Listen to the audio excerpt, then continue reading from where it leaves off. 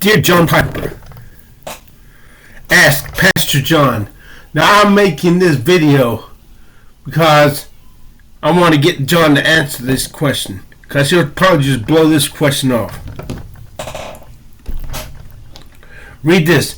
If salvation is by grace alone, synergistic, meaning we have no part whatever to play in our own salvation, God does all the saving, and we do nothing. How do you explain this contradiction by a sermon? It's my retarded brother, by Charles Spurgeon. He gives an example of a man who came under conviction after reading his sermons. But he could not find peace with God. Presumably, no matter how much this guy asked God for forgiveness, asked Jesus to save him, gave his life to Christ, whatever, presumably. Finally, the man under conviction was given a suggestion. Maybe he got some secret sin. Maybe not a sin of commission, but a sin of omission. That you should be doing, but you're not doing. In the first place, the man was not saved. He belonged to the devil and sin to death. That was his job description, to sin. Well, God does command us to fear God and keep His commandments. So you got a dichotomy there. Then this man when this friend of this man said this to him, this man suddenly remembered years back having stolen, robbed a man, screwed over a man of a considerable sum of money. And he had to go back and make peace with this man, pay this man restitution before he could ask God and before God would save him. What the hell? I remember reading in a book a man asking the wife, Miss Oliver B. Green, who was the wife of Southern Baptist evangelist, Dr. Oliver B. Green. They're both dead now. And he asked her, do I have to give up smoking cigarettes before I can get saved? And her answer to him was, God does not need your self-righteous acts to help Him save you. And yet, the fool learns by experience, but the wise learn by instruction. I'm sorry, but I want to be a fool. Experience is the best teacher, especially when all your instructors contradict one another and you don't know which one is telling you the freaking truth or half truths. In good faith, thinking they're telling you the truth, but because they're misinformed, they're really telling lies. And if what someone tells you is not the truth, it's a lie. It's either the truth or a lie. I don't care if you have good intentions. If you truly believe the earth is flat, and you tell someone the earth is flat, and you think you're telling the truth, you're still telling a lie. Do you understand me? That used to bother me when I was a kid, because I was wrestling with the difficulty of believing that Jesus never once sinned a day in His life. But if Jesus told somebody the earth was flat, or believed the earth was flat, then he was lying. So I had to make myself believe I had to force myself to believe, when I really didn't believe, that Jesus thought the earth was round.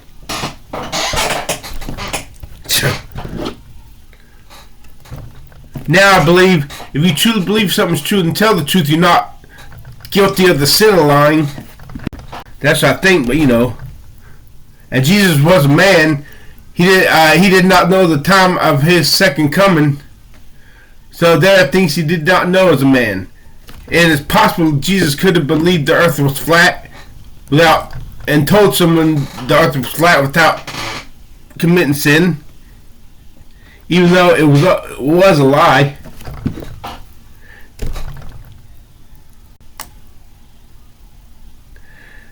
This poor seeking sinner. It all boils down to what Charles Spurgeon said. This poor seeking sinner could not get saved no matter how much he pled with God. Well, it doesn't say he was pleading with God to get saved. We have to infer this. Nothing this man could do. Presumably, no matter how much he prayed to God and asked to be forgiven of his sins, he could not find peace with God until he went and made restitution. And then he was able to become a Christian. What if the man had died and he couldn't make restitution to this man he wronged? Would he be forever barred from being able to be saved? Not because God couldn't save him, but because his own beliefs would have prevented him from getting saved. Look, when I got saved, I stole thousands of dollars from people before I was saved. I screwed over people. Yet when I got saved, I did not have to make restitution to any single one of them. I just went to Jesus, trusted his atonement, and gave him everything I had, which is very, very, very difficult to do. It took me 30 years to be able to get saved, to be able to turn over to Jesus everything I had. Getting saved is no cakewalk. It is. Getting saved is agonizing. It's painful. It's agonizing. It's agonizing. It's something I would not want to have to do that again. And then later in the sermon, Charles Spurgeon drives home his point that therefore, if you are offering your gift to the altar, and there remember that your brother or sister has something against you, leave your gift there in front of the altar. First go and be reconciled to them, then come and offer thy gift. So that was right. That man could not be saved until he went and rectified things with his brother. Whoa. What about just as I am without one plea, but that thy blood was shed for me. I thought you'd come to Jesus just as you are, a filthy sinner, unable to save you, and he turns you from a sinner into a saint, and then you go make peace. I thought with those you've wronged. I thought that was the way it worked.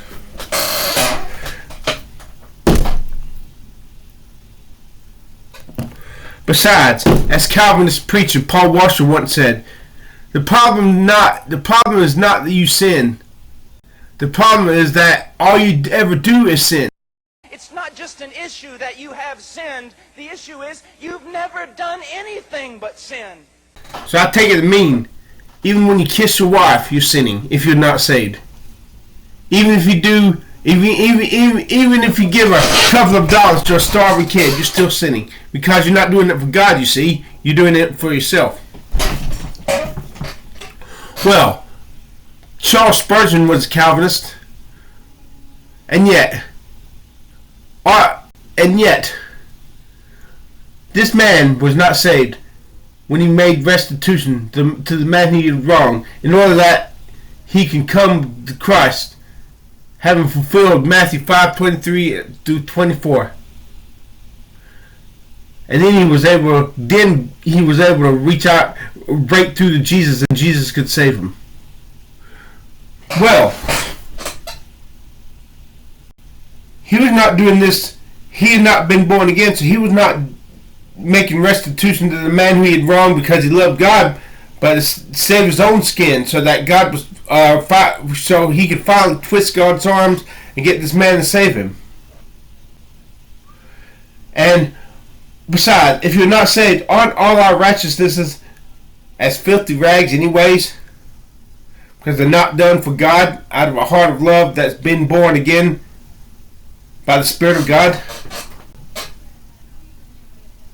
And yet, go figure, this man, it boiled down to this man had to go and do a work that was a righteous act that was really filthy rags before he could get saved, according to Charles Spurgeon.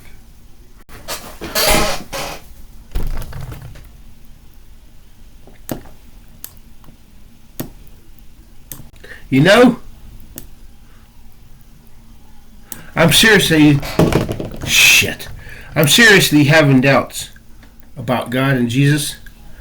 I keep on believing, but I'm seriously, if God is inconsistent in the way he works with men and sinners, I'm battling doubts, making me ask, is it really God at work in our hearts, or is it some complex psychological conditioning whereby believers construct fantasies in our hearts, which would perfectly explain all the denominations, the conflicting denominations, and the putrid lack of love and unity of doctrine amongst even the true born-again, blood-washed Christians.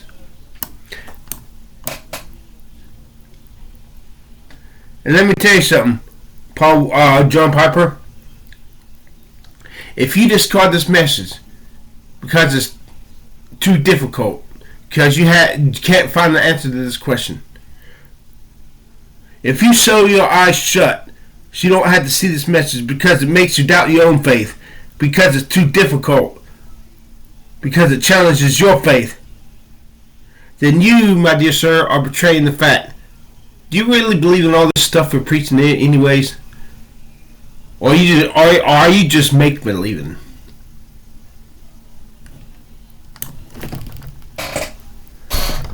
And let me send this.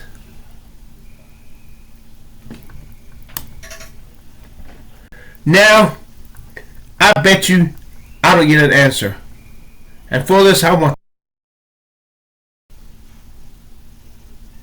don't curse God, but I'll ask God. But will he do to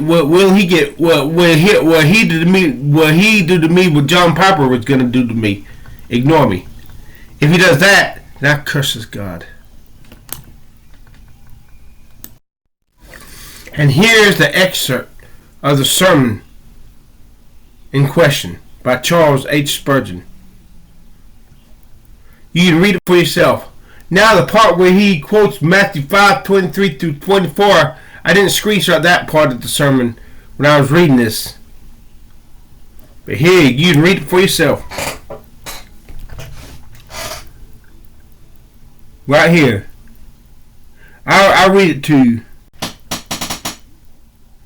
I would further suggest that there may be some who are really seeking to believe, but they do not find peace because of some sin of omission. Does that open a window anywhere to any of you? Keep in mind, this is Charles Spurgeon, the Prince of Preachers. It is not so much that you are doing wrong as that you are not doing right. Not doing right? We're a sinner, for crying out loud. According to Paul Washer, all you can do is sin. How in the hell can you be expected to do right in order to get saved when you're a sinner and not saved in the first freaking place? Damn. You are forgetting some positive duty, and it is that which separates you and your God. I have had some very curious experiences which I may never tell, so that the person about whom I relate them will not be known. There was one which happened so long ago that I may tell it without fear. A man, through reading my sermons, was convinced of sins. He sought the Savior, but found no peace.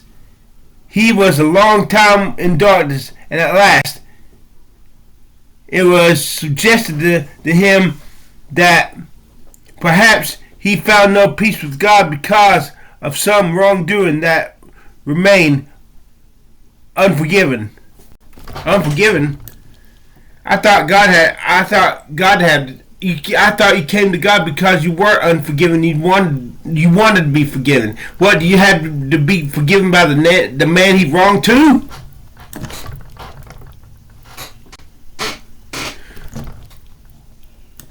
What if the man decided not to forgive him?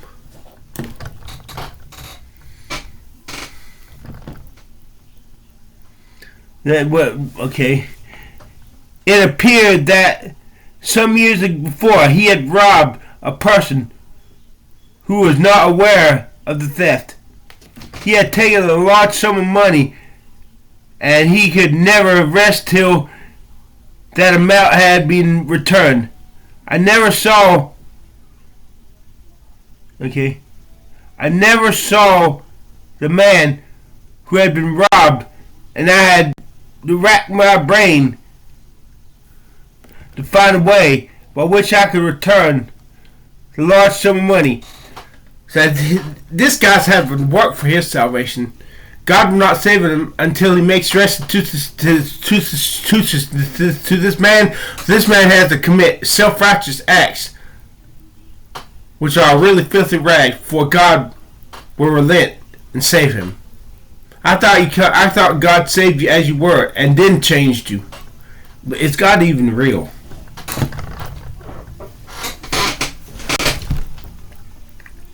Okay. I managed the business, and I had the receipt for the money. Now I've never heard it work, but anyways, if you read further, God finally granted him peace.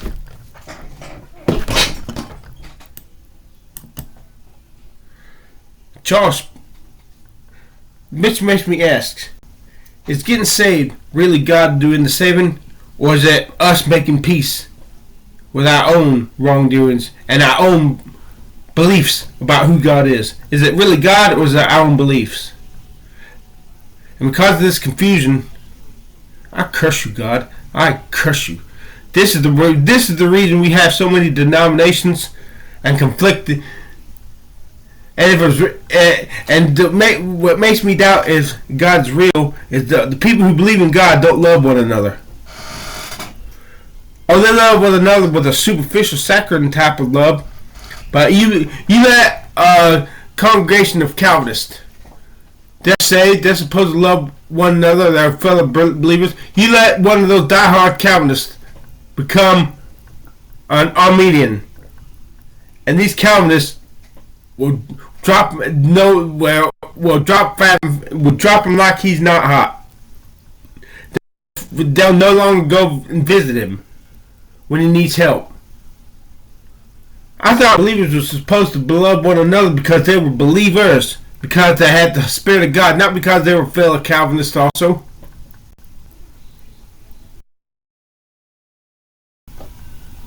And here's the verse of Scripture that Spurgeon quoted. Oh shit! I cut out a part of this. You see, that fucking pisses me off. I cut off. You get the picture.